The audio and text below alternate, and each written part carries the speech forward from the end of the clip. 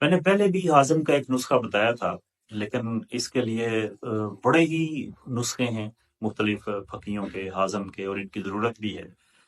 ایک اور بہت اچھا نسخہ جو میرے زیر استعمال ہے اور زیر تجربہ ہے اور بہت ہی کامیاب ہے، یہ میرے بڑے ہی اچھے اور عزیز دوست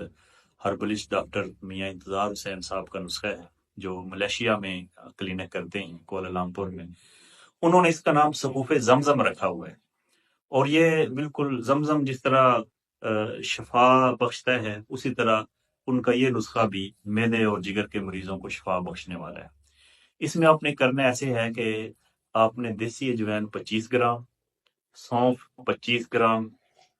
سفید زیرہ 5 گرام، سونڈ 5 گرام، کھولنجان 5 گرام،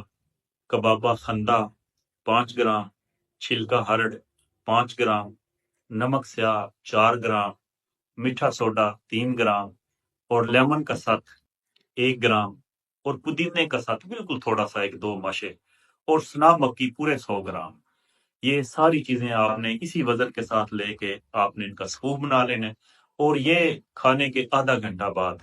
نیم گرم پانی کے ساتھ آپ نے آدھا چمچ استعمال کرنا ہے۔ اس سے انشاءاللہ معدے میں جو بھی غذا ہے وہ ہضم ہوگی، گیس نہیں رکے گی، ہوا چلے گی، تیزابیت کا خاتمہ ہوگا، اور